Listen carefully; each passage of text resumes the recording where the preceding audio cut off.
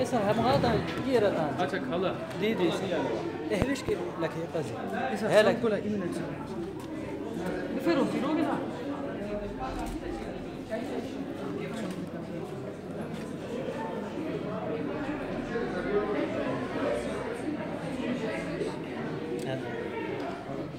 ولا يوم الصف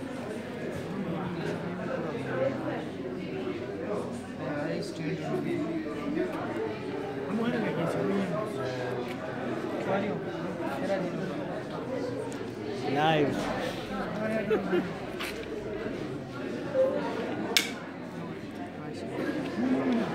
Así te son tú esas que la gente la dunia roe, pura dunia la dunia. हाँ?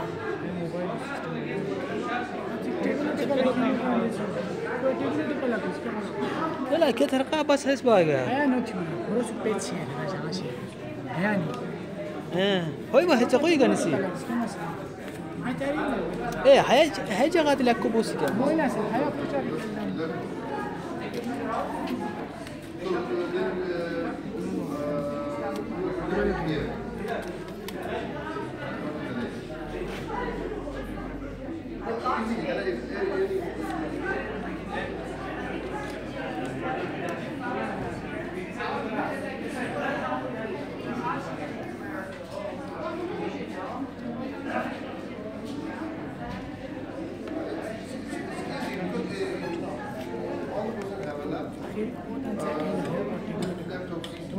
إيه هاي وراجع كان هيك غازو إيه ورا يوشرو لك هيك غازو بحرو لك لا دي إيه بس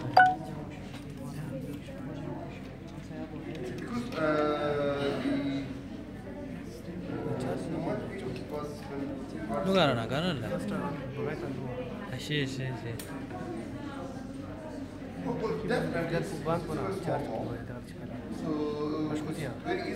नहीं बात चालू है YouTube चालू है दे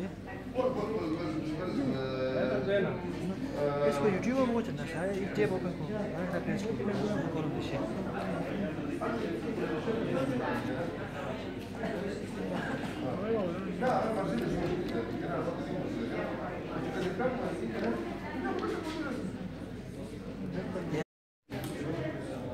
सर जी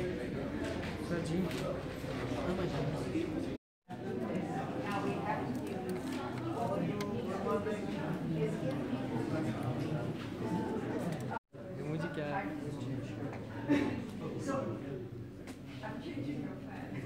सही है ना फेसबुक साइन आउट कैसे है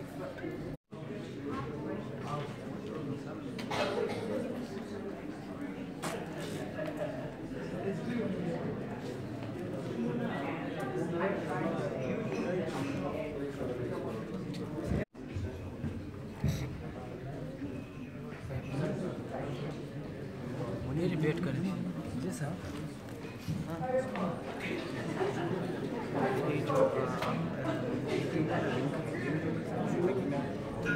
जी सर वो मिल सकता है 1 मिनट से जब कनेक्ट हो जाएगा फिर वहाँ से मैं आपको लिंक भेजूँगा किस तरह भेजूँगा सर आपका फेसबुक है सर आपको मैसेज कर दूँगा मैसेंजर पे सर आप मुझे टेक्स्ट कर देना चलो टेक्स्ट कर देना 1 minute message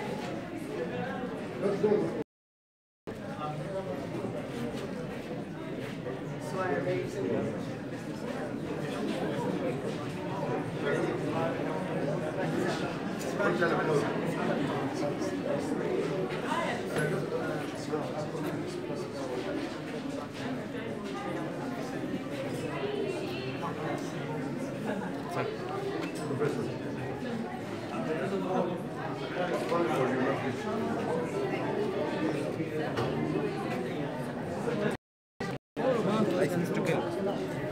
Okay. Well, this.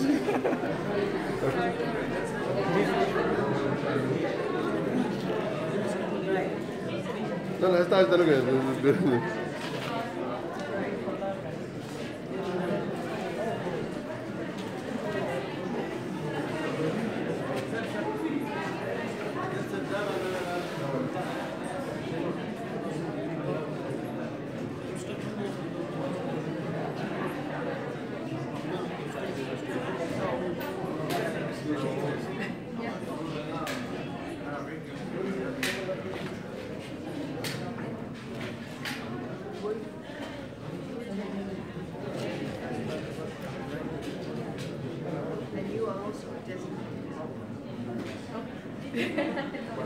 motion is rapid.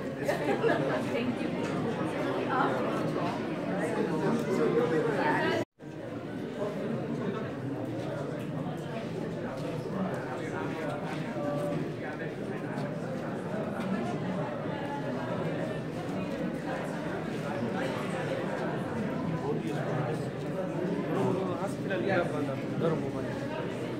سيدي وأنا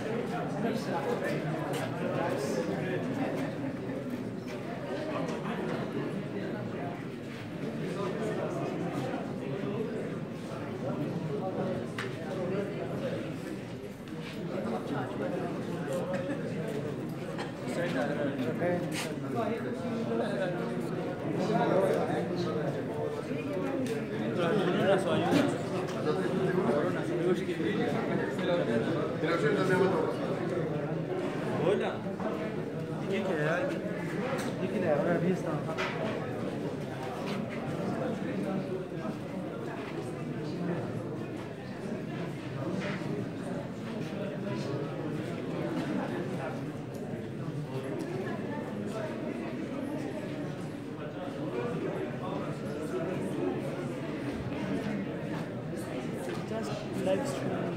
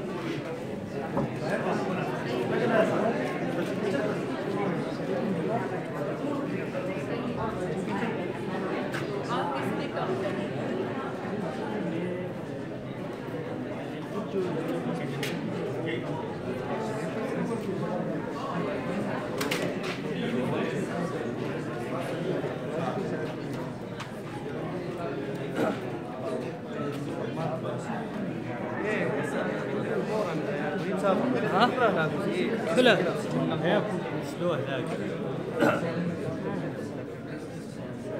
mic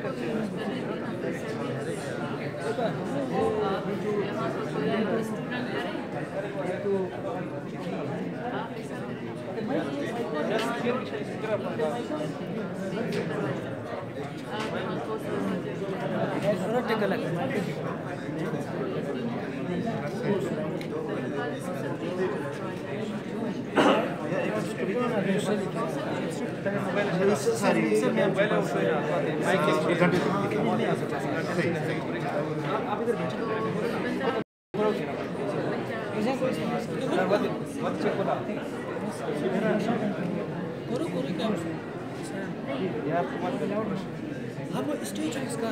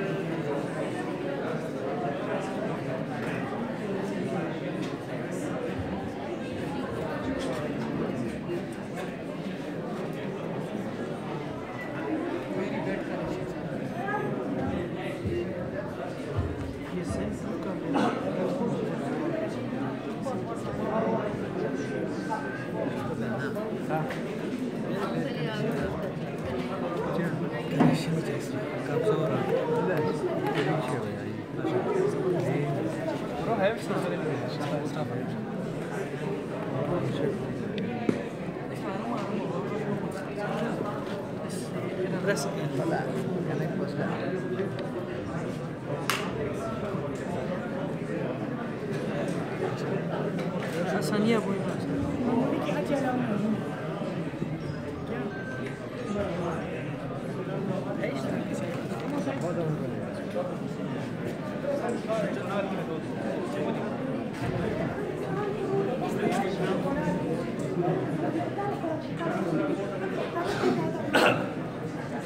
يكون كم شوية يكون كم شوية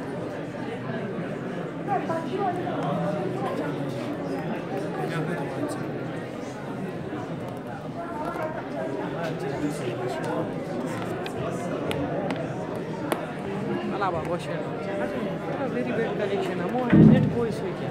हाँ? Net को कम सोच है. वही उसका मेकर है. हाँ वैसे तेरा नाम मेकर कर दो ना. ये बात मेकर ही कमाल सुना. सारे का ना.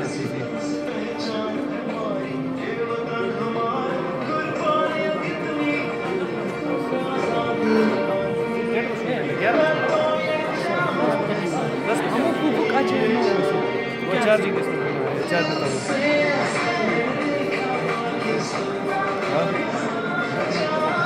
जी रोई book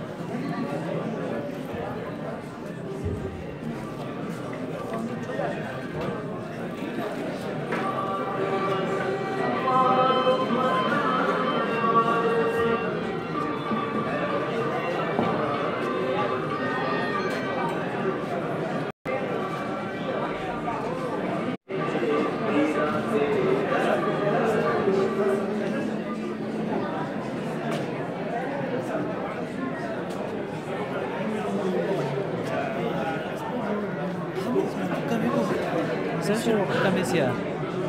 No la sé,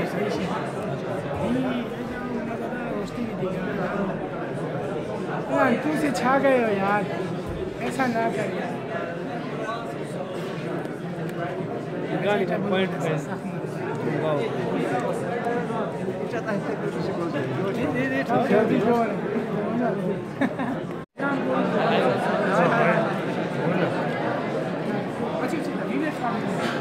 very bad condition. One viewers also. Viewer quality. 51 no. very bad condition 51 minute बगा. It's class. Viewer quality.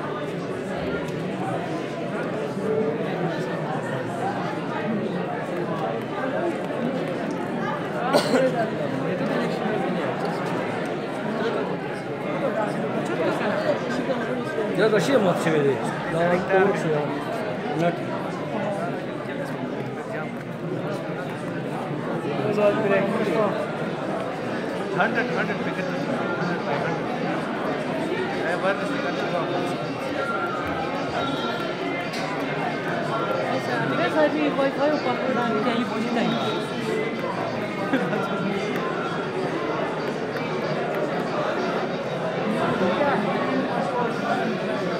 हाँ तो सब करो वाईफाई को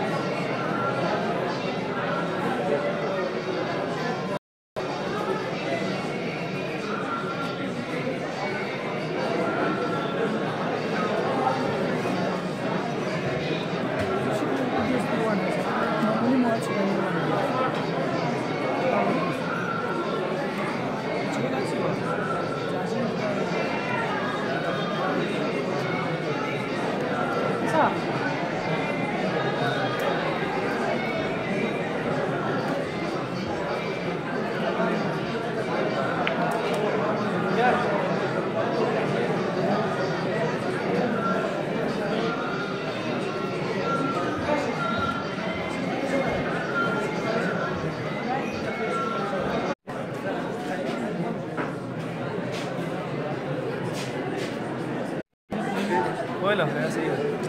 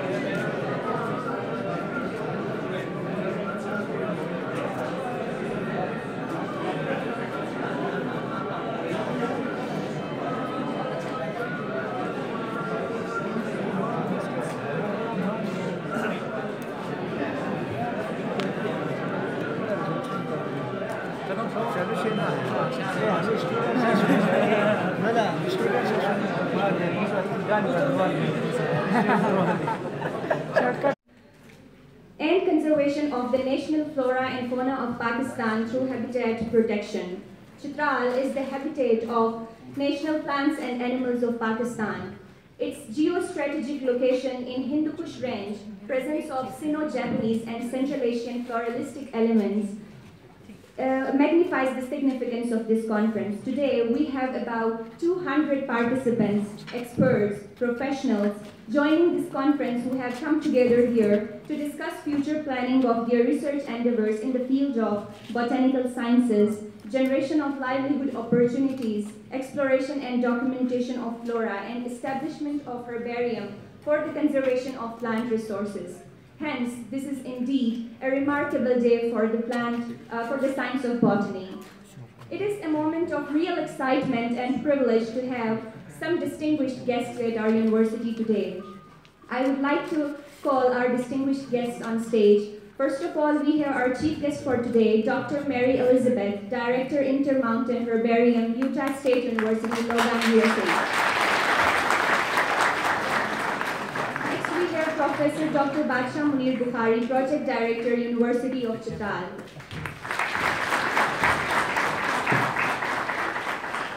Professor Dr. Zhang Fachi, Xinjiang Institute, China.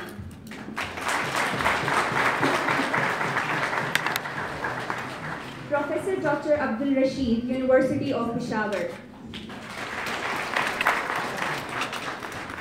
Professor Dr. Sirajuddin, University of Peshawar. And Deputy Commissioner Chitral, Irshad Soder. Thank you very much for joining us today. Ladies and gentlemen, I would like to commence this inaugural session with recitation of Holy Quran. I would like to invite Mr. Mufti Muhammad Fida to recite few verses of Holy Quran. Mr. Muhammad Fida.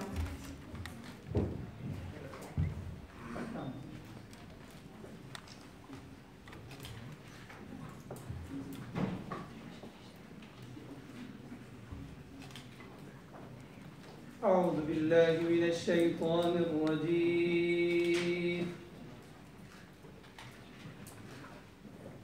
بسم الله الرحمن الرحيم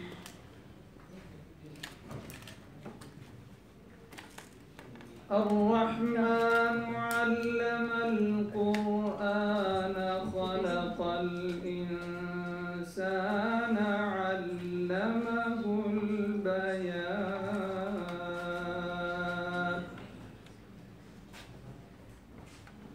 الشمس والقمر بحسبان والنجم والشجر يسجدان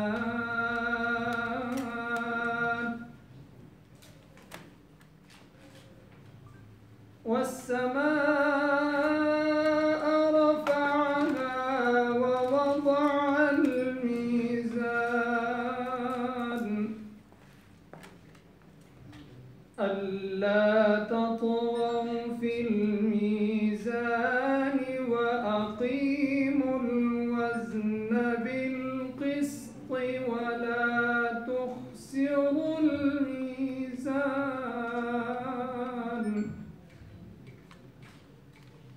والأرض وضعها للأنام فيها فاكهة والنخل ذات الأكمام والحب ذو العصف والريحان فبأي آلاء ربكما تكذبان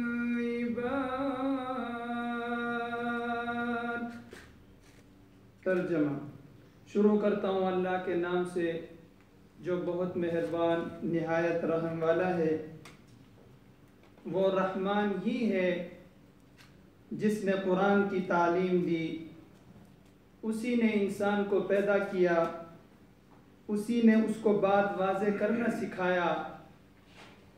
सूरज और चांद एक हिसाब में जकड़े हुए हैं और बेलें और दरख्त सब उसके आगे सजदा करते हैं और आसमान को उसी ने बुलंद किया है और उसी ने तराजू कायम की है कि तुम तोलने में जुल्म न करो और इंसाफ के साथ वज़न को ठीक रखो और तौल में कमी न करो, और ज़मीन को उसी ने सारी मखलूक़ात के लिए बनाया है, उसी में मेवे और खजूर के गाबों वाले दरख्त भी हैं और बूसे वाला गल्ला और खुशबूदार फूल भी।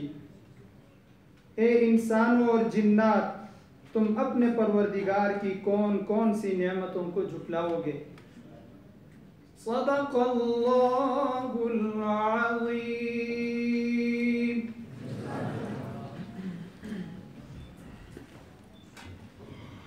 Jazakallah. Respected audience, all of us are patriotic Pakistanis. We have a great love for our motherland. I would request all of you to stand on your seats in the honor of national anthem. Thank you.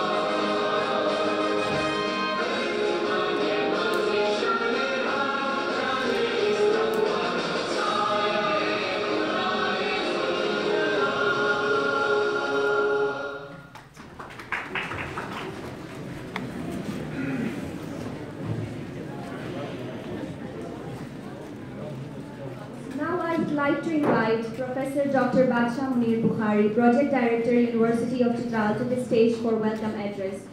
Dr. Bukhari is the founder of University of Chitral. He has rendered his remarkable efforts to establish the university on strong foundations. Dr. Bukhari has numerous research publications in reputed journals. He has served linguistics as a linguist, editor, director, patron, and professor. As an educationist, he has contributed on national and international levels. Please, Dr.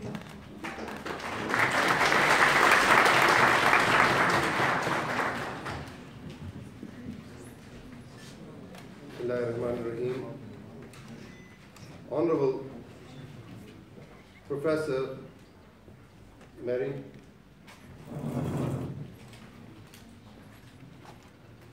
John Fachi from China Academy of Sciences, Professor Rashid, renowned botanist, Professor Dr. Siraj from Pakistan Botanical Society, our friend Deputy Commissioner Chitral Isha Sudu. Ladies and gentlemen, good morning. It's my pleasure to welcome you all on the opening of the International Botany Conference 2018 on digitization and documentation of botanical plant resources in District Chitral, Pakistan. This conference is a harbinger of a new series of annual academic conferences exploring how biodiversity could be effectively utilized in the teaching, learning, and academic research. Since its inception last year, the University of Chitral has been co-organizing conferences on different area fields to promote culture of research, inquisitive learning, opening vista of new knowledge, and expanding horizons of the existing field. I am delighted to see that 3 institutions have organized a new series of annual conferences that capitalize on our strength and have built on our common commitment to promote effective use of technology in the diverse mode of botanical education. The conference adopted a timely theme, digitization and documentation of plant biotechnical plant resources. Technology has penetrated into virtually all areas of operation of plant resources and has entwined with educational practices.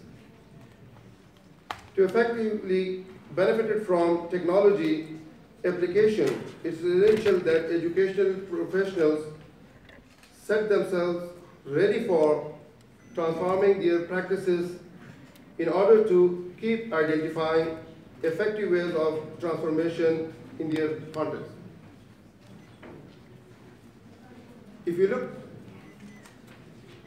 take a look at the conference program, you will agree that this inaugural conference is going to be significant productive.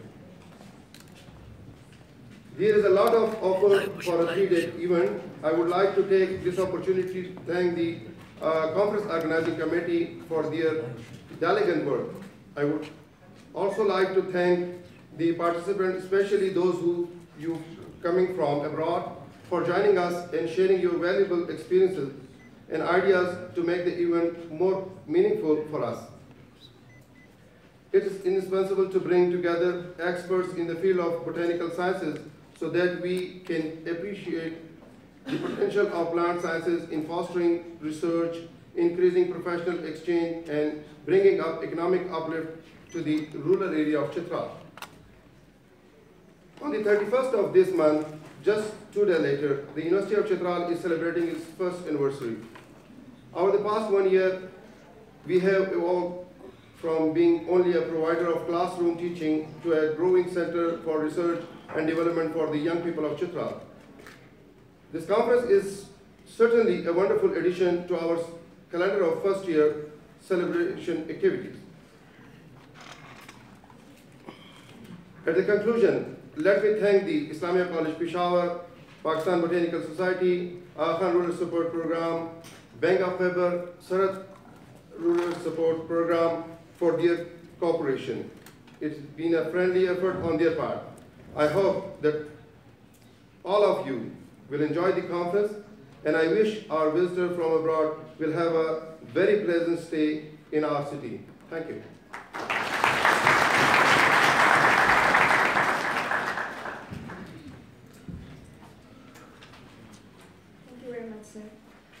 After the welcome address, we will have Professor Dr. Sirajuddin, Department of Botany, University of Peshawar. Professor Dr. Sirajuddin holds PhD in plant taxonomy from Quaid-e-Azam University, Islamabad. He has been the chairman of Department of Botany, University of Peshawar, as well as chairman Department of Botany, Islamia College, Peshawar. He is a member of Pakistan Botanical Society, Wheat Society, Science Society of Pakistan, Genetical and Environmental Protection Society. His contributions to the field of botany is remarkable. He has completed many botanical research projects and supervised numerous PhD students. I would request Professor Dr. Sirajuddin to deliver his lecture on overview of climate change. Please.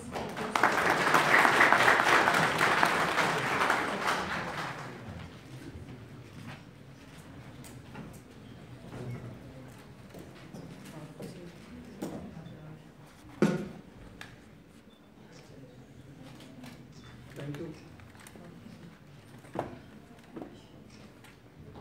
Professor Dr. Mary Mubarak, Professor Dr. Badshah Munir Bukhari, Professor Dr. Abdul Rashid, Professor Dr. Zong Pachi, Deputy Commissioner Chitral, faculty members, students, researchers, Assalamu alaikum.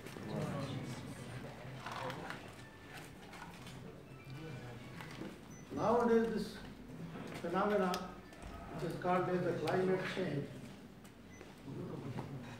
is a hard debate. And there is a hue and cry over this problem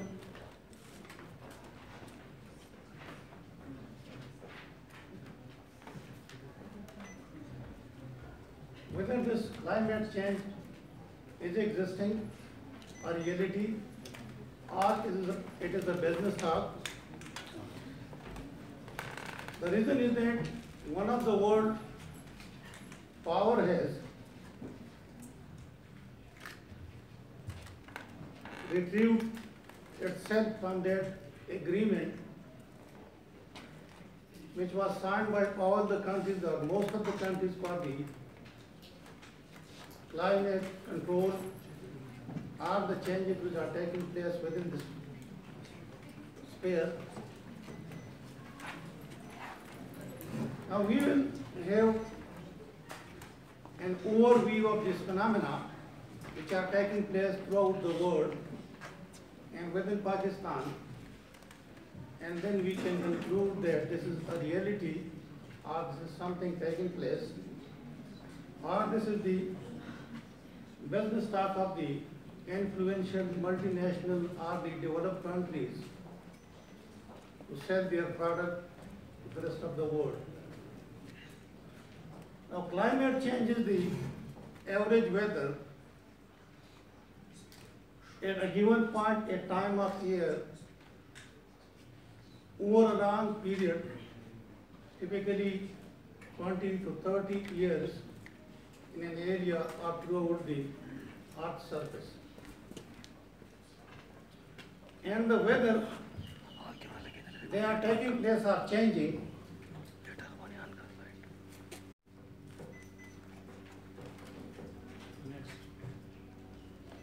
Next. Wait.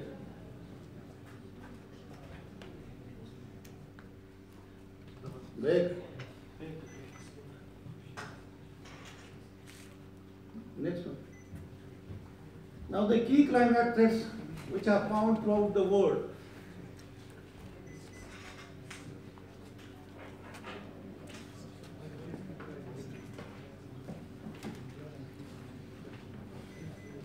These are the change within the land use preferences, where we are converting the land, the forest cover, the cultivable land into residential areas, into a cultivable land, and we are decreasing the forest cover, which are responsible for all the phenomena of the living organism, including the human, feeding up by one of the aspects which is called as oxygen. If this is vanished, no one will survive on this earth's surface. Then the unsustainable harvesting,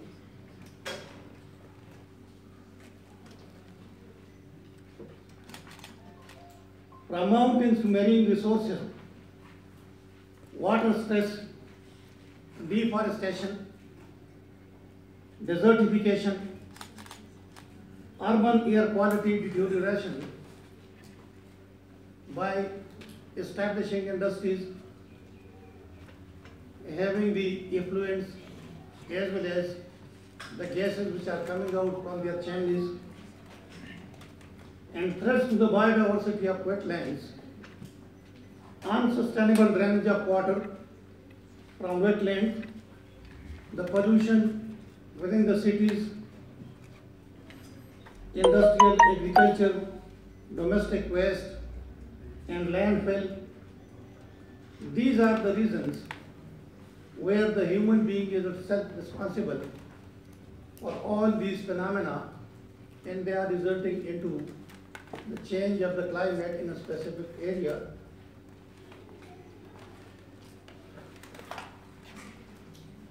Now, as I said that, is this a reality? I would say yes, because there are certain evidences which has been recorded, like this one, where the glaciers are having picturized in 1875, and then in 2004, where you cannot see the ice that has been melted. And now in 2018, I suspect that the lake you see, this might be further diminished and a small stream can be seen within this area. Similarly, the same one, this is the glacier found in Alaska. The one picture having this huge ice cap, and then in the next one you see in 1914 and then in 1950, again the picture shows that there is no ice that has been melted and formed a small lake.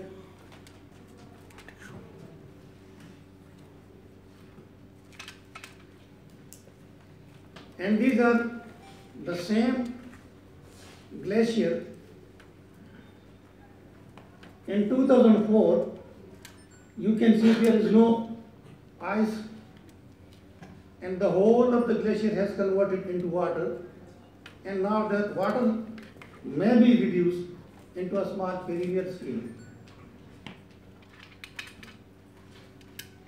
Similarly, the Glacier National Park, which has been estimated that they have lost 70% of their ice cap, and then they have estimated that up to 2020 there will be no ice within that glacier, and there will be a small water body or wetland.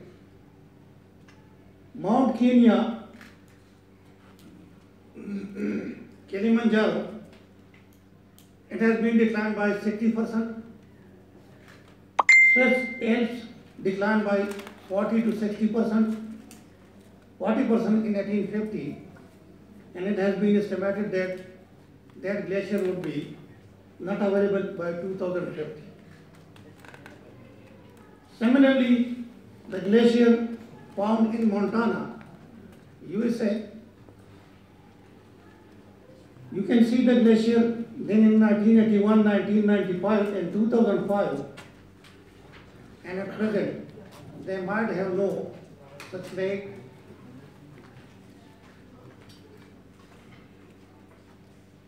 Now the IPCC, Intergovernmental Panel on Climate Change,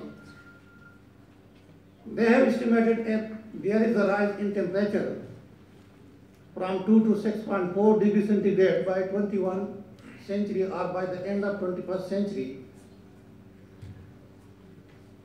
Then the world should prepare for a rise of temperature of 4 degrees centigrade. And if this temperature rises, what would happen?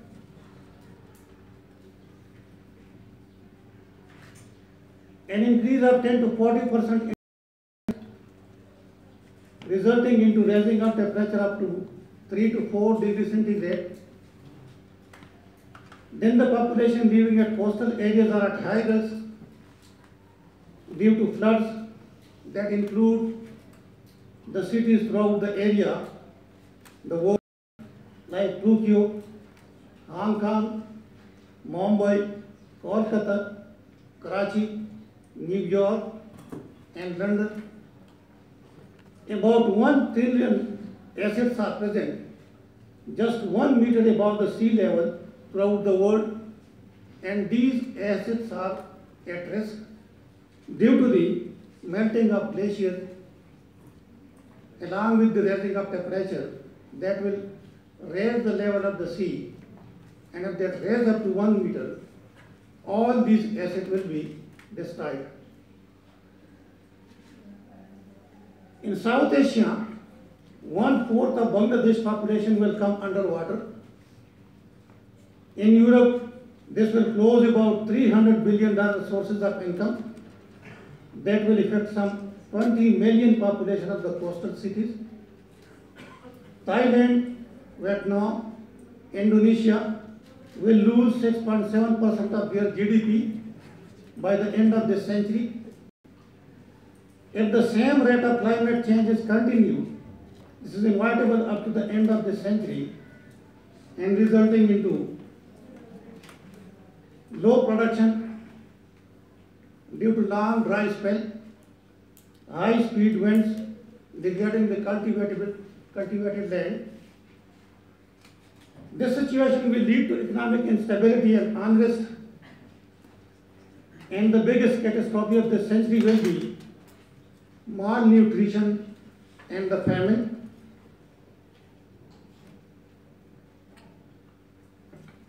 This will result in fighting between the nations for food, water reservoirs, and shifting of human population will take place.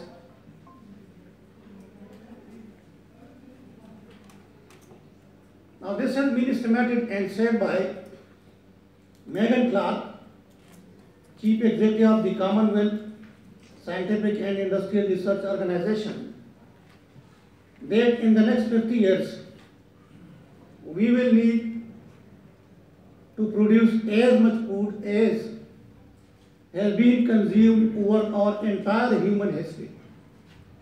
Right from the landing of the human on this earth surface up till now, whatever the food has been consumed, we have to produce that much food within the next 50 years, and then we will sustain our population on earth surface. Now this picture shows the population explosion, and in case of Pakistan, this part of Pakistan at the time of independence was having a population of 32 million. And now we have more than 200 million of population. The land is the same, the resources are the same. From where to feed, from where to provide the shelter. So for that purpose we are converting our agricultural land into residential areas. Our forests are cutting off to provide the food for the rest of the community. We are clearing the forest, and then we have an estimated increase within the next 50 years. That is, the population of the world will increase up to 9 billion. At this moment, this is around about 7 billion. And for that 9 billion, we have more 60% food, 80% more energy, and 50% or 55% more water. These are the requirements in the next 50 years, where the population will increase and reaching up to 9 billion on the earth's surface. Now, along with this, the human population increasing, and they are consuming the natural resources of the earth. These resources having their limit, and a level will reach where it will not able to sustain the human life and the rest of the animal life. Along with this, we are generating the waste within the environment, and this is estimated that there are 3.5 million tons of solid waste a day throughout the world. Now that waste is added to the land. On one side, they are blocking the water population within the soil and raising the water table. On other side, their degradation, having the evolution of carbon dioxide as well as the methane, carbon monoxide, and they are going up within the atmosphere. And as a result, we have the greenhouse gases in the upper atmosphere which are consumed by this, and then the ultraviolet rays which are coming from the solar system, they are directly penetrating into the earth's surface, and we have the raising of temperature and the rest of the phenomena which are related to the human health.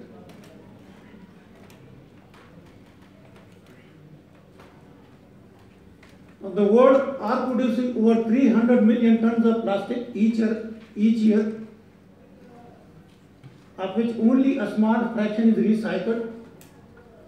World Economic Forum study shows that by 2050, there will be so much plastic floating on the ocean, it will overweigh the fish population within the ocean,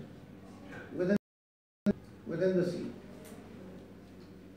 Scientists estimate that there are at least 5.25 trillion plastic particles weighing nearly 270,000 tons floating in the oceans right now. According to UN data, about 1/3 of the food produced in the world gets thrown away or otherwise wasted, and this is the common phenomena in our country, in the rest of the countries as well.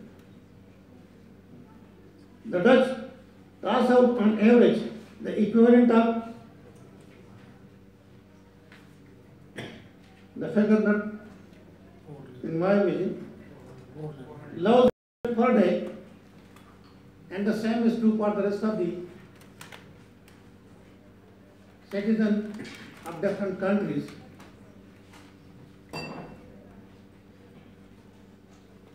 Now, coming to Pakistan, we have a lot of natural resources in the shape of forests, which are feeding the communities in surrounding as well as the rest of the country. They are supporting the livestock, they are supporting the human, they are supporting the rest of the animal, generally called as fauna.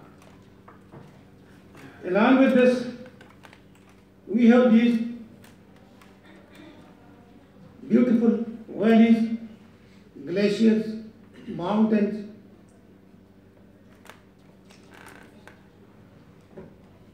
which are the perennial source for the water, for irrigation, for drinking purposes, for the rest of the usage by the human being or by the rest of the animals. We have the largest glacier named as Siachen, which is the second one largest in the world, and then the glacier which are surrounding areas like the Hesper Glacier, the Viago Glacier. Now these glaciers are water resources. They are having a threat, and the rest of the world, preferences and the rest of the phenomena which is common to all the human beings throughout the world. Now some recent changes which took place in our country due to this phenomena. In 2009, Karachi received 205 millimeter of rain. On 18 and 19 July, the heaviest rainfall earlier recorded at Karachi was 207 millimeter on 1st July in 1977. The normal rainfall at Karachi for the period 1961-90 is 85.5 millimeter. Now this uneven rainfall resulting into the floods, the damages to the land surface, that is called as erosion, or the cultivable land, and the rest of the construction which are the human being residing over there. In 2007, recorded the heat wave hit Pakistan during June 2007, which reached up to 48 degrees centigrade. Now the 2001 having 620 millimeter rainfall recorded in Islamabad during 10 hours in the month of July, and it caused the flooding in Nala Lake, which is adjoining area of the Pendi. In 1998-2001, the history worst drought gripped southern parts of Pakistan, and parts of surrounding countries.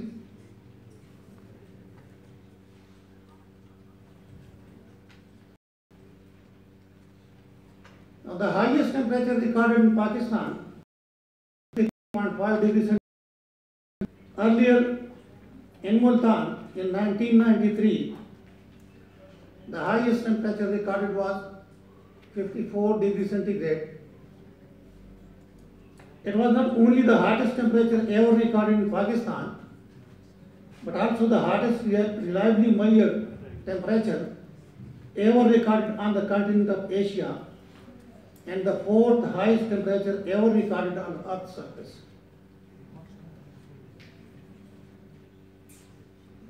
Another aspect, the slope of the mean annual temperature over Pakistan during 48 years more vulnerable to the phenomena of this climate change. And you can see the satellite images in 1989, where the circle shows the glacier, the ice cap, and in 2006 this has been reduced. You can compare this. In 2018 or now, there is no image. If they are available, I am sure that has been retracted to the upper level, not at the lower, which you see in this picture. Now these are the valleys of Chitral. Professor Inayatullah Faizi Mehnu, named as Miragram. Sometimes they have the glacier which has been retracted, and now the mountain top has the snow. The same is also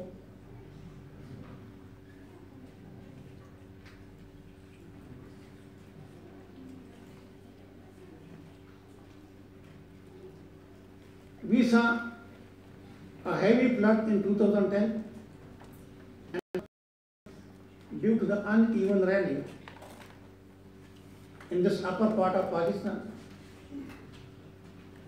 And there was a lot of damages to the lower part of Pakistan. These upper part like district Chitral, district Dir, Swat, Charsada, they also have a lot destruction due to this flooding phenomena.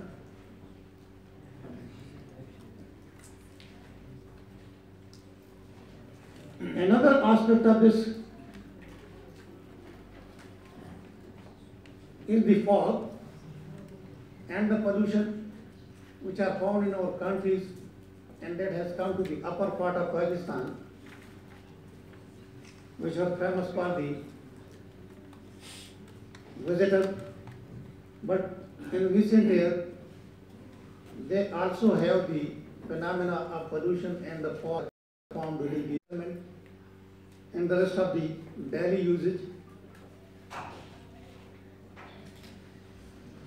Another aspect of this desertification, that the human being having their livestock and they has to feed them. If there is a desertification, the fodder is not available, the food is not available for the livestock, and whatever the trees and the shrubs are available, they are used by the livestock, and you can see in this picture that what would be the nature of this tree if there is such a heavy grazing, and they can sustain how much that farmer, and they select the Arbiguina. This is the best variety for cultivation in the lower Dir. In each area there is different, the climate they are different. So every genotype, it will react differently. First we have to screen the genotype, put that in that particular area. The ISRAR, they raise 700 oleo plants in the botanical garden. And plants in 2018 and 2017, 2018, like we grown 1,000 and then 2,000 in 2018. So the net production of that is 1.5 million. If you grow 3,000 plants, you will get 1.5 millions. It means that you have to certain strategy input in the botanical garden, that what is the output of that botanical garden. If they give 1.5 million, it means that that botanical garden, they have the capacity to sustain their own. There is no need of, no burden on the government or no. This is the Pamanke, the Keraluma tuberculata. So it's 1 kg is around 300. And this is another project which we established the indoor plants for oxygen release.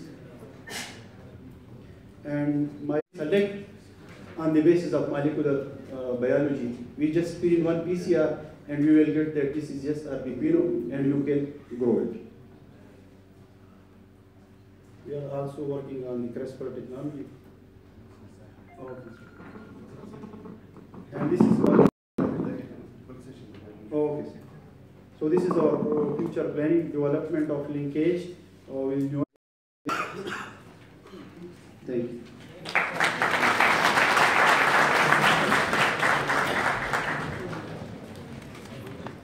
Thank you very much, Dr. Nisar, for your comprehensive keynote.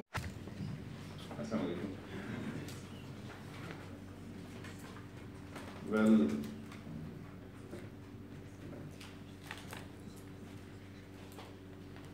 first of all, I highly appreciate Professor Mary's Chitral. I'm sure that Professor Mary and Professor are understanding of digitalization, and other scholars, Professor Rabia Mehman, for coming to Chitral. I highly appreciate Professor Bacha Munir and his team for putting up such a great conference. Though one of my main responsibilities as a Deputy Commissioner, I was seeing the itinerary of the conference and my name was not there to speak here, so I was relieved, you know. So anyhow, since I'm here, and I've been listening to the speakers as well, that has added to my knowledge about the initiative of this university and the conference. What is the, I was just looking at the abstract of Professor Mary's lecture, that in the scientific world, the difference in ability to draw on the information and data that is available. And to my understanding, primary and pivotal to conduct a quality scientific research. Not only to just understand it from educational purposes, but also to improve policy decisions in governance. Like Darwin, Ibn Bedar, are the documentation of plants. So they have been considered as a great contribution in science. Ibn Bedar's Companion on Simple Medicine and Food. I also learned from Professor Sraj's lecture that the importance of collection of data, botanic data particularly, is increased manifold. What species can thrive in Chitral's territory and climate, we'll be able to actually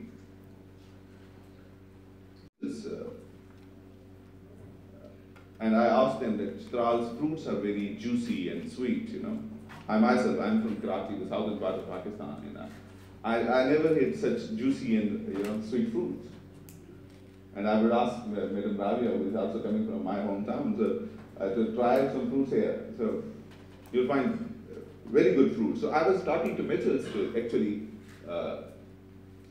establish some industry here to preserve those fruits, and I to make a Chitrali brand of jam and jellies. They asked one question: what is the aim? Not only take broader economic policy decisions, but also help us to improve the livelihood of the people in the area. When we are able to suggest them that what fruits actually you can grow in this, and what fruits fruit trees have more yield in this climate, and people go based on the scientific data. Beautiful scent, but we have not explored that area economically in Chitral.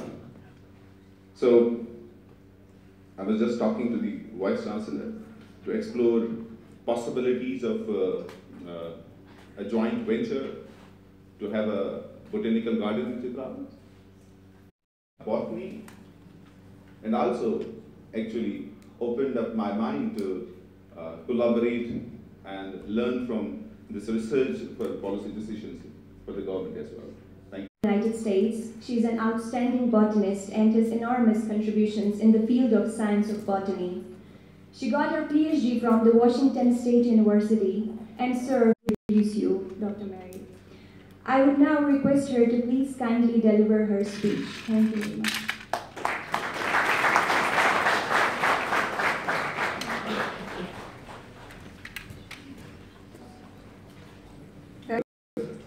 Actually, it is I who am humbled by the welcome, the comments of this conference, and also Abdul Rashid, who has introduced me to Pakistan in 1986, and without whom I'm sure I would not have been here. It has been wonderful. If you weren't a botanist, for the way you integrated the information that you had received into looking at what is, after all, so important. It's not just the conservation of species A and species B, but what we're really looking for is to try and ensure that the next generation grows up with hope of a good future and one in which they can live well. And as botanists, we realize that the first source of energy for all animal life, including humans, is of course plants. And we also know that plants form associations with fungi. So we can't look just at the plants, we have to look at the fungi, which means we have to look at the soil and how the health of the soil is maintained too. So as you become more and more involved, and as you, I was going to say grow older, let's just say grow in the field of botany, you will expand your horizons beyond your initial focus. And so I would encourage you, when I was 28, before then, I didn't really like biology. It was a bunch of names and memorization. So I'm really surprised I'm here. But when you start knowing the names of the things, I really encourage you to learn scientific names. What we have learned about how to look at plants, but then after that, it becomes for each one of us.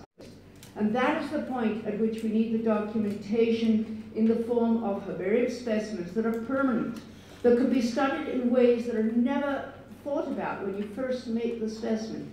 I mean, Linnaeus made specimens. He didn't think anybody was going to extract DNA out of them. He didn't know about DNA. He had an idea about inheritance. But, you know, there's a lot we've learned since then. But his specimens, you probably won't be allowed to use his specimens for DNA analysis.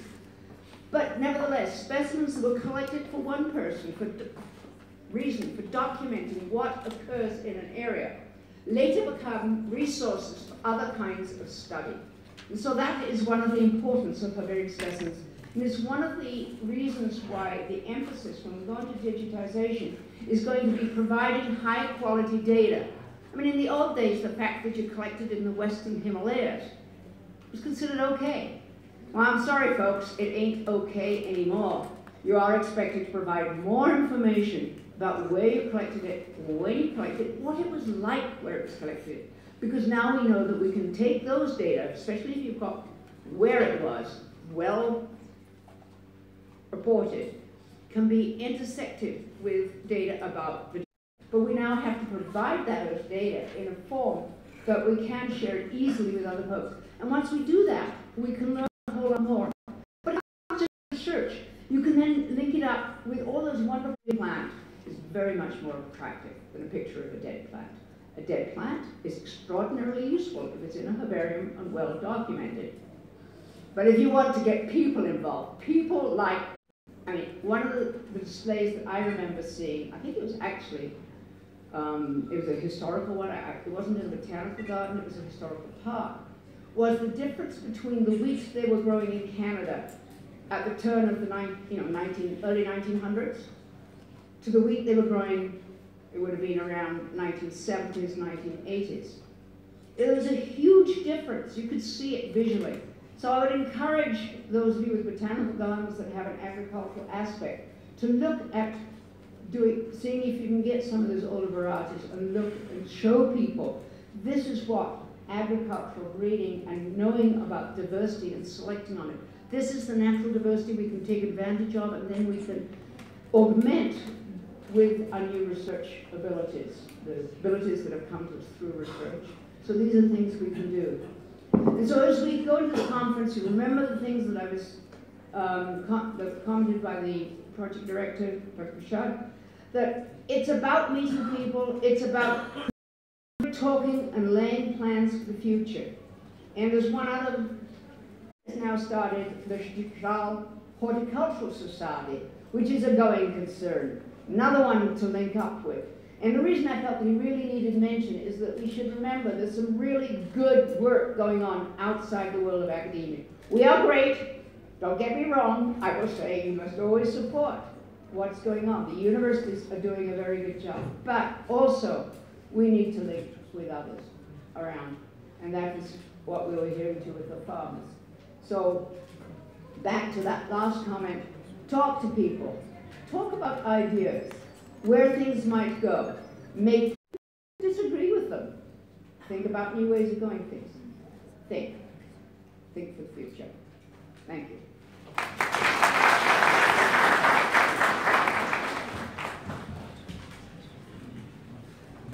Thank you very much, Dr. Mary. It has been a real excitement to have you here. Dear audience, this conference is online and being shared with the world at the moment. On behalf of University of Chitral and the organizing committee, I thank the media team and TV channels here. It is you through which we are mediate with in this conference, and particularly wish our distinguished guests a safe, happy, and a memorable stay in Chitral. Now I would request all of you to go for refreshment as we have the arrangement.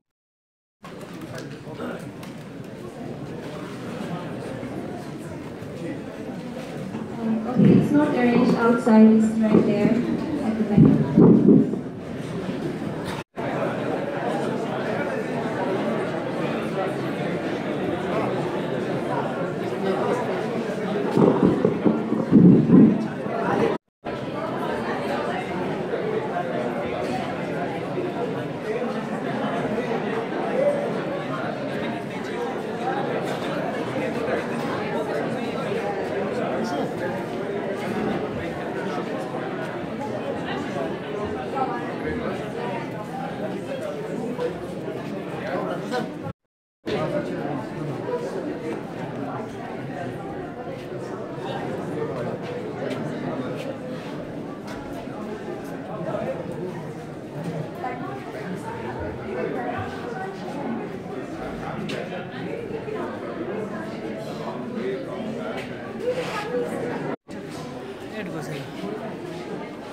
Africa,